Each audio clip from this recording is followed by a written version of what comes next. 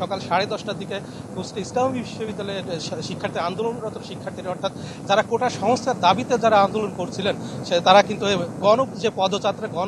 পদযাত্রা করে তারা 5 কিলোমিটার তারা পায়ে হেঁটে তারা কিন্তু কুষ্টিয়া শহরের বিভিন্ন এলাকা প্রদক্ষিণ শেষে এই মুহূর্তে কুষ্টিয়া জেলা প্রশাসকের কার্যালয়ে স্মারকলিপি দেওয়ার জন্য তারা এসেছিল। এখানে কিছুক্ষণ অবস্থান নিয়ে তারা কুষ্টিয়া শহর প্রদক্ষিণ শেষে আবার 1-2 মিনিটের মধ্যে তারা কিন্তু এই ঠিক জেলা প্রশাসকের কার্যালয়ের সামনে তারা অবস্থান নিবেন এবং কুষ্টিয়ার জেলা প্রশাসকের কাছে তাদের যে স্মারকলিপি সেটি কিন্তু তারা দিবেন। কিছুক্ষণ আগে বিশেষ করে এই আন্দোলনের যিনি সমন্বয়ক SM সুইট তার সাথে কথা হয়েছে, তিনি যেটি বলেছেন যে তাদের দাবি না মানা পর্যন্ত তাদের যে আন্দোলন কর্মসূচি তারা চালিয়ে যাবেন এবং তারা যেটি বলছেন যে প্রয়োজনে তারা আদালতের মাধ্যমে সমাধান চান না, তারা চান সংসদে অধিবেশন করে অর্থাৎ জরুরি অধিবেশন করে তারা তাদের তাদের যে দাবি সেটি কিন্তু যে বাস্তবায়নের জন্য তারা সরকারের হস্তক্ষেপ কামনা করেছেন এবং যতদিন না তাদের এই দাবি না মানা হচ্ছে ততদিন তারা এই আন্দোলন চালিয়ে যাবেন এবং কিছুক্ষণের মধ্যে তারা স্মারকলিপি প্রদান করবেন বলে আমরা যিনি সমন্বয়কারী তিনি আমাকে জানিয়েছেন। দর্শক, এবারে চট্টগ্রামের 16 শহরে আন্দোলন করছেন শিক্ষার্থীরা। আমরা চলে যাব চট্টগ্রামে, সেখানে রয়েছেন সহকর্মী রনি দত্ত। রনি, চট্টগ্রামের কি অবস্থা? তানভীর, চট্টগ্রামে এখন আমরা যেটি দেখছি যে 16 শহর থেকে যে কোটা বিরোধী যে আন্দোলন, কোটা সংস্কার করার জন্য যে শিক্ষার্থীদের আন্দোলন, সেটি কিন্তু এই 16 শহর স্টেশন থেকে এখন তারা জেলা প্রশাসনের অভিমুখে তারা রওনা হয়েছেন। তো এখন তারা 16 শহর স্টেশন আমরা দেখতে পাচ্ছি। এর আগে তারা জড়ো হয়েছিলেন চট্টগ্রাম 16 শহর স্টেশনে।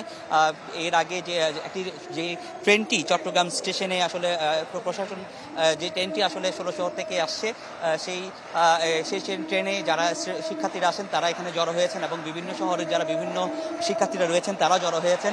কোটা বিরোধী যে আন্দোলন, সেই আন্দোলনের প্রেক্ষাপটে তারা এখানে এসে তাদের যে দাবিগুলো সেগুলো তুলে ধরছেন।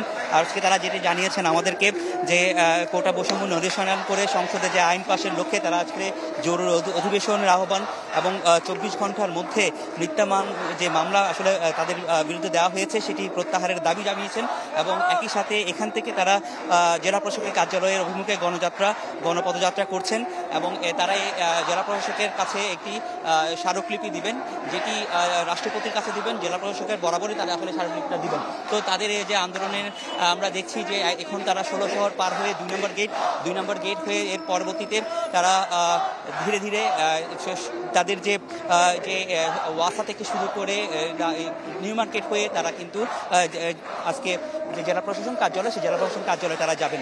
তো তাদের মধ্যে আমরা দেখছি যে আগের যে শিক্ষার্থীরা রয়েছেন সে বিভিন্ন বিশ্ববিদ্যালয় থেকে, যেমন চট্টগ্রাম বিশ্ববিদ্যালয় থেকে যেমন শিক্ষার্থী রয়েছেন, বিভিন্ন শিক্ষা প্রতিষ্ঠান থেকে কিন্তু অনেক শিক্ষার্থীরা এখানে এসে যাচ্ছেন এবং একই সাথে যেহেতু তাদের যেহেতু গণপদযাত্রা তারা যেটা বলছেন, সেই গণপদযাত্রার মধ্যে অনেকেই কিন্তু এখানে আসলে যে যুক্ত হয়েছেন। তো তাদের এখানে আমরা আরেকটি বিষয় একটু জানিয়ে দিই। এখানে পুলিশ প্রশাসনে কিন্তু তাদের যে পদযাত্রা, সেই পদযাত্রার মধ্যে সেই সব এলাকাগুলোতে যানবাহন নিয়ন্ত্রণ করে কিন্তু তাদের এই পদযাত্রাকে সুশৃঙ্খল করার জন্য তারা চেষ্টা করছেন এবং সার্বিকভাবে তারা এইভাবেই তারা যেতে যেতে জেলা প্রশাসনের কার্যালয়ে গিয়ে একটি স্মারকলিপি আসলে দিবেন। তো এই ছিল। রনি, আপনাকে ধন্যবাদ। আমরা এবারে চলে যেতে চাই রাজশাহীতে, সেখানেও গণপদযাত্রা করছে শিক্ষার্থীরা।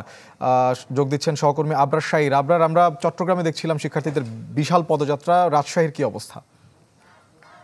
নগদের কাছে সব গ্রাহকই প্রিয়, তাই তো সারা দেশে ক্যাশ আউট চার্জ সবচেয়ে কম।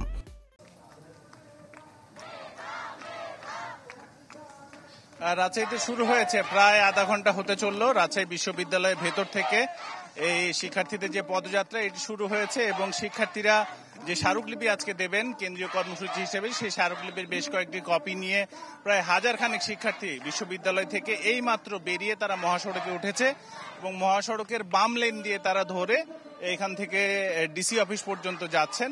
ফলে এক রাস্তা আসলে বন্ধ হয়ে গেছে, আরেকটি রাস্তাতে যাওয়া আসার জন্য কিছুটা যানজটের তৈরি হয়েছে। কিন্তু শিক্ষার্থীরা যেটি বলছেন, তাদের দাবি দেওয়াগুলো এখন তারা রাষ্ট্রপতি পর্যন্ত পৌঁছাতে চান এবং এর জন্য এই পদযাত্রা প্রায় 9 থেকে 10 কিলোমিটারের একটা লম্বা রাস্তা তাদের পাড়ি দিতে হবে। এই মুহূর্তে তারা রয়েছে তালাইমারির কাছাকাছি এবং তালাইমারির পরে সাহেব বাজার, তারপরে সিএনবির মোড়, তারপরে কোর্ট চত্বর যেখানে ডিসি অফিসের কার্যালয়, সেখানে ডিসি জেলা প্রশাসক বরাবর তারা এই যে স্মারকলিপি সেটি দেবেন। তবে পুরো রাস্তাতেই দেখতে পাচ্ছেন যে হাজার খানেক শিক্ষার্থী বা তারও বেশি শিক্ষার্থীতে এই পুরো রাস্তাটি ভরে গেছে। ফলে চলাচলের জন্য এক লেন ব্যবহার করা হচ্ছে এবং শিক্ষার্থীদের বারবার বলা হচ্ছে কোনোভাবেই যেন রাস্তা ছেড়ে ফুটপাতে না যান তারা, এবং পাশাপাশি চলাচলের জন্য একটি রাস্তা ছেড়ে দিতে তাদের বিনীতভাবে অনুরোধ করা হয়েছে। পুলিশ প্রশাসনও রয়েছে পেছনে, যাতে কোনো ধরনের অরাজকতা বা কিংবা বিশৃঙ্খল পরিস্থিতি তৈরি না হয়। তবে শিক্ষার্থীরা চেষ্টা করছেন যে সুশৃঙ্খলভাবে তারা এই পদযাত্রা শেষ করবেন এবং যারা যাচ্ছেন নেতৃত্ব দিচ্ছেন তারা বলছেন যে তাদের এতদিনের যে আন্দোলন, সে আন্দোলনের লিখিত আসলে চাওয়া কি, সেই চাওয়াগুলোই এবারে তারা জেলা প্রশাসকের মধ্য দিয়ে তারা রাষ্ট্রপতি বরাবর দিতে চান এবং মাননীয় প্রধানমন্ত্রী বরাবর তাদের একটি অনুরোধ, সংসদে এটি খুব দ্রুত যে কোটা 5% রেখে বাদবাকি কোটাটা বাদ দেওয়া হোক, এটি আসলে তাদের দাবি। ফলে এই মুহূর্তে এখন শিক্ষার্থীরা আপনাকে অসংখ্য ধন্যবাদ। দর্শক, এবারে আমরা সবশেষ চলে যেতে চাই রংপুরে। সেখানে রয়েছেন সহকর্মী ফখরুল শাহীন। ফখরুল, সারা দেশে শিক্ষার্থীদের স্লোগানে মুখর রাজপথ, রংপুরের কি অবস্থা দেখছেন? শোভন, একটু আগে রংপুর বেগম রোকেয়া বিশ্ববিদ্যালয় থেকে পদযাত্রা শুরু হয়েছে শিক্ষার্থীদের, এবং আপনাকে জানিয়ে রাখি যে আজকেই প্রথম বেগম রোকেয়া বিশ্ববিদ্যালয়ের শিক্ষার্থীরা তাদের সঙ্গে কিন্তু রংপুরের যে অন্যান্য শিক্ষা প্রতিষ্ঠানগুলো আছে, কারমাইকেল কলেজ আছে, রংপুর সরকারি কলেজ আছে এবং এছাড়াও যে শিক্ষা প্রতিষ্ঠানগুলো আছে সেই সব শিক্ষা প্রতিষ্ঠানের শিক্ষার্থীরা কিন্তু একসঙ্গে হয়েছেন, অংশ নিয়েছেন তারা এই আন্দোলনে। এবং আমরা দেখছি যে বেগম রোকেয়া বিশ্ববিদ্যালয়ের যে 1 নম্বর গেট আছে সেখান থেকে পদযাত্রা শুরু হয়েছে এবং ঢাকা রংপুর মহাসড়ক, এই সড়কে কিন্তু তারা পদযাত্রা করছেন আমরা দেখতে পাচ্ছি। এবং আপনাকে জানিয়ে দিই সেটি হচ্ছে যে এই পদযাত্রাটি এই বেগম রোকেয়া বিশ্ববিদ্যালয়ের সামনে থেকে মডার্ন মোড়ে গিয়ে সেখানে তারা একত্রিত হবেন এবং সেখানে তারা স্মারকলিপি যে আজকে দেওয়ার কথা প্রশাসনের কাছে, সেই স্মারকলিপি তারা পাঠ করবেন। এই মডার্নের বটতলায় তারা স্মারকলিপি পাঠ করবেন এবং সেখান থেকে আবারও বেগম রোকেয়া বিশ্ববিদ্যালয়ে তারা আসবেন, এসে এখানে একটি সংক্ষিপ্ত সমাবেশ করবেন। তারপরে তারা বিভিন্ন মাধ্যমে জেলা প্রশাসন বরাবর কিন্তু শিক্ষার্থীরা যাবেন, কারণ তারা বলছেন যে তারা শান্তিপূর্ণ আন্দোলন করতে চান, জনদুর্ভোগ সৃষ্টি করতে চান না। তাদের যে দাবি, কোটা সংস্কারের যে দাবি, সেই দাবিতে তারা শান্তিপূর্ণ আন্দোলনের মাধ্যমে এই দাবি আদায় করতে চান। সে কারণে তারা সড়কে যানজট সৃষ্টি না করে, জনদুর্ভোগ না তৈরি করে তারা শান্তিপূর্ণভাবে জেলা প্রশাসক বরাবর স্মারকলিপি প্রদান করবেন এবং তারপরে কিন্তু আজকের কর্মসূচি তাদের শেষ হবে। তো এই ছিল এখানকার সর্বশেষ। শোভন। ফখরুল, আপনাকে ধন্যবাদ। দর্শক, সারা দেশে গণ পদযাত্রার খবর জানাতে আমাদের সাথে বিভিন্ন প্রান্ত থেকে যুক্ত হচ্ছিলেন আমাদের সহকর্মীরা।